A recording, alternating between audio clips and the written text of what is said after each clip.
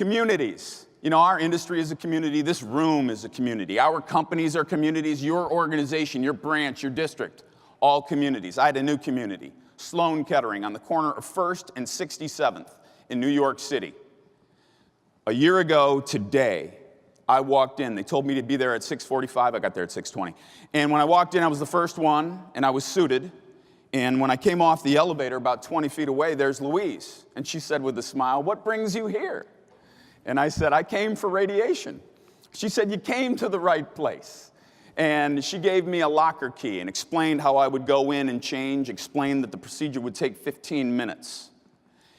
And she was very warm. What I learned was there are 3 radiation machines. Radiation takes 15 minutes. So 12 people per hour like me would walk in. 8-hour shift. 96 people a day would go through what I was going through. And she had been doing this for 30 years.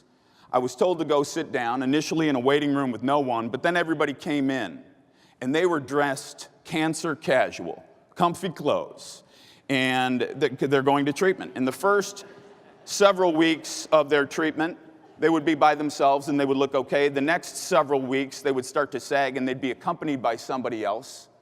And in the end, you could really see it. And you could see that they were really struggling.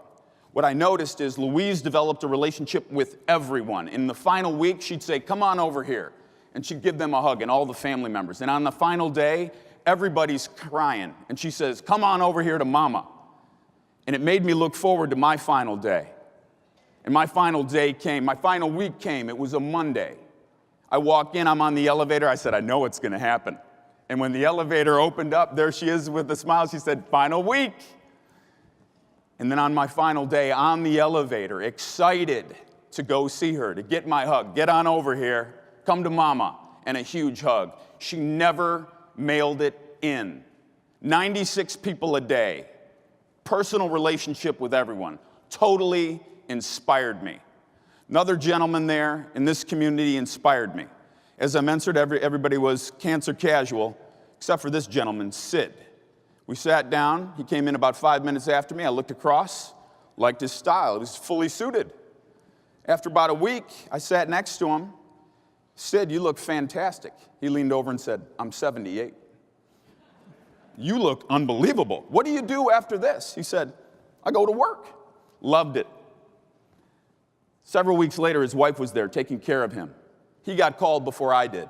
She leaned over. She said, "Can you tell Sid to stop working?" I said, "No, no.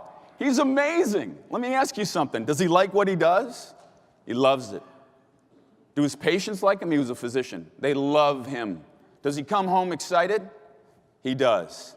Why would you ever stop? Why would we ever stop lifting others? Just keep going.